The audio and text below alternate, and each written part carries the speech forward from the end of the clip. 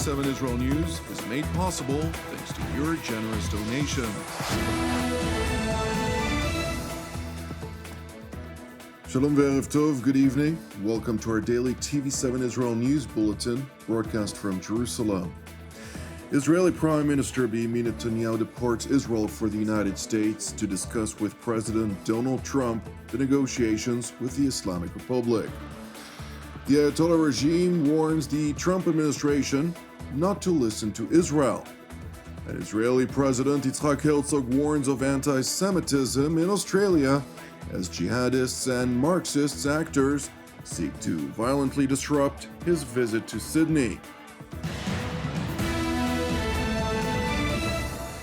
U.S. Ambassador to the State of Israel Mike Huckabee asserts that there is an extraordinary alignment between Israel and the United States.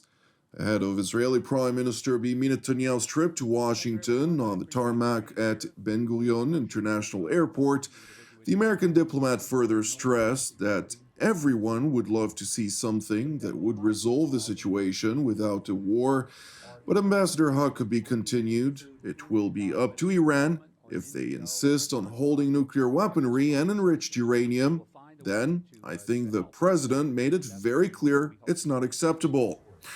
Asked by a reporter further if Israeli and American red lines were the same, Ambassador Huckabee noted that as far as he knows, he had not heard anything to the contrary. Meanwhile, Prime Minister Benjamin Netanyahu stressed before his departure to Washington that his 7th visit to the United States and 8th meeting with President Donald Trump since assuming office reflects the unique closeness of the extraordinary relationship that he and the American leader have, as well as that of the United States and State of Israel. I am now leaving for the United States for my 7th trip to meet with President Trump since he was elected for a 2nd term. This, of course, does not include his unforgettable visit to Israel and his speech in the Knesset. I think these reflect the unique closeness of the extraordinary relationship that we have with the United States, that I personally have with the President, that the State of Israel has with the United States, unprecedented in our history. On this trip, we will discuss a range of issues, Gaza, the region, but of course, first and foremost, the negotiations with Iran. I will present to the President our outlook regarding the principles of these negotiations, the essential principles which, in my opinion, are important not only to Israel, but to everyone around the world who wants peace and security in the Middle East.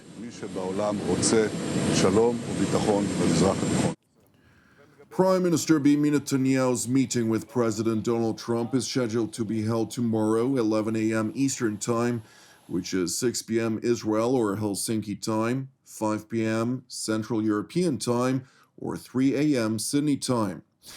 Meanwhile, in Armenia, Prime Minister Nikol Pashinyan hosted U.S. Vice President J.D. Vance, during the course of which the latter responded to a question about whether protecting the protesters who are subject to a murderous crackdown by the Ayatollah regime is part of the negotiations. It's already very much been part of the negotiations that we've had. It's one of the things the president made a very strong demand is that there were prisoners who were going to be executed. The crackdown was, of course, very brutal and violent. And as the president, the entire administration has said, we stand with the people of Iran. We stand with the right of peaceful protest across the world, and certainly people who want to exercise that right in Iran. But absolutely, the president has made that part of the conversations that he's had, not just with the Iranians, but with people all across the region. I'm sure that will continue. Meanwhile, the Islamic Republic of Iran Foreign Ministry spokesman Ismail Baghei blatantly claimed that the Ayatollah regime's nuclear program was exclusively peaceful and that claims about the Islamic Republic racing towards a nuclear weapon were an unfounded conspiracy promoted by Israel. Fundamentally, the root cause of turning Iran's nuclear issue, Iran's peaceful nuclear program, into an artificial crisis has been the Zionist regime. which for around 40 years has repeatedly claimed that Iran is pursuing a nuclear bomb and has sought to impose a kind of imaginary fear on the world over Iran's non-existent nuclear bomb. Naturally, the Iranian Foreign Ministry spokesman stopped short from addressing the International Atomic Energy Agency's allegations in its June report prior to the 12-day war between Israel and Iran, explicitly highlighting Tehran's testing of nuclear devices and its capacity to produce multiple nuclear warheads.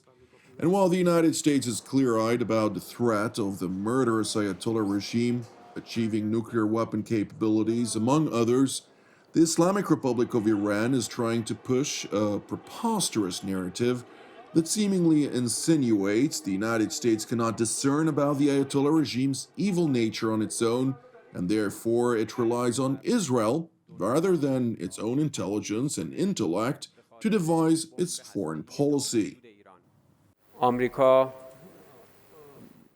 One of the fundamental problems of America's foreign policy in the West Asia region is precisely its alignment with and obedience to the demands of the Zionist regime, which we know has been the main driver of insecurity and security problems in our region over the past 8 decades. Baghei continued by insisting that the Trump administration should reach an agreement with Iran, which according to him is in the best interest of the United States of America, regardless of whether the Ayatollah regime would agree to Washington's long list of demands.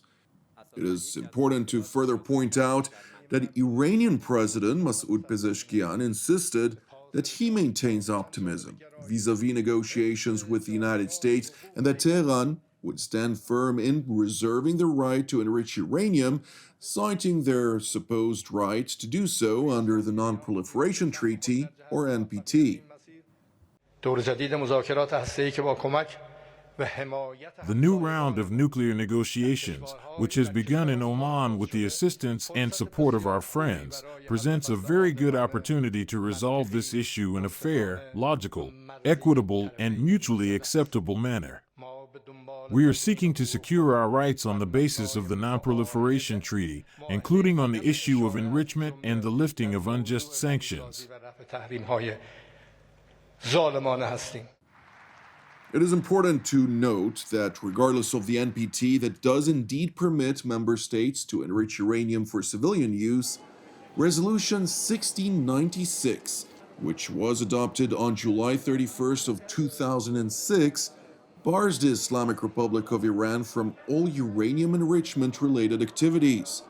The measure was enacted by the UN Security Council at the time in response to IAEA findings of undeclared nuclear activities and the lack of assurances about the peaceful nature of Iran's nuclear program. Shifting now gears to Australia, where Israeli President Isaac Herzog is holding successive meetings with members of the Jewish community, Australian government officials, and other groups as part of a 4-day trip that is scheduled to conclude on Thursday, February 12th. On the first day of his trip, President Isaac Herzog and his wife Michal visited the location of the Bondi Beach attack, where they laid a wreath and participated in a memorial ceremony together with survivors and family of victims of the Jewish community in Australia.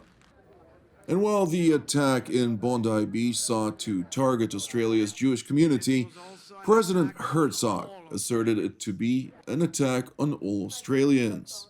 This was also an attack on all Australians.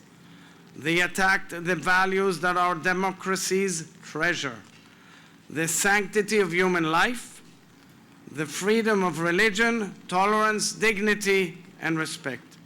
Because we are two democracies that share values together, and we are confronting the roots of evil from all over the world. And we should do so together. Subsequently, President Herzog also addressed a major Jewish community memorial event, during the course of which he focused on the threat of antisemitism and the imperative to stand up against it. Friends, the hatred that triggered the shooting at Bondi is the very same age-old plague of anti-Semitism endured by our parents and grandparents. It began long before October 7th, generations before the State of Israel was born. Yet somehow, the October 7th massacre, the greatest mass murder of Jews since the Shoah, emboldened closeted anti-Semites here in Australia and all around the world. The horrors in Israel, empowered by jihadi extremism to rear its ugly head here in the country that welcomed thousands and thousands of survivors of the Holocaust, refugees of pogroms, Jews re-emerging behind the Iron Curtain. It is important to highlight that while the event was taking place, jihadis, anarchists, and Marxists joined together to protest the presence of Israel's head of state, which rapidly turned into a violent mob rioting against law and order and Australia's way of life. Thankfully, police intervened against the rioters, blocking them from attempting to reach the gathering at the National Convention Centre, which could have resulted in a catastrophe. What you saw last night was New South Wales Police being confronted multiple times by a section of that crowd intent on disturbing and disrupting police lines. Now, what we can say today that we couldn't say yesterday is that we had concurrently 7,000 mourners down at the International Convention Centre who were mourning the horrible events of the 14th of December with the President of Israel. New South Wales Police had to keep both protesters and mourners separate so that, as disturbing as the scenes were last night on the news, they weren't even worse as a result of thousands of people clashing together on the streets of Sydney. What we saw was a large number of people come out to George Street at the end of the protest, or certainly at the end of the speeches, and march on police. Not once but twice. The police did what they needed to do, which was to hold the line and then form and move the protesters back with a view to dispersing them. That was designed to keep the community safe. Having an angry and violent mob marching on police is not a situation that I want our officers in. Despite expected backlash from mostly far-left and Islamist politicians and non-governmental organizations against the police, President Isaac Herzog's visit was not disrupted thus far. And today, while President Herzog and Australia's Prime Minister Anthony Albanese visited a synagogue for a special service, the Israeli head of state commended legislation and other initiatives against anti-Semitism taken by the Australian leader, yet stressed that the test will be in their full implementation and outcome. Thank you for watching TV7 Israel News. Please keep praying for the peace of Jerusalem and redemption of Israel. I'm Jonathan Hessen wishing you an Erev Naim, and God willing, until our next update from here in Jerusalem, Shalom.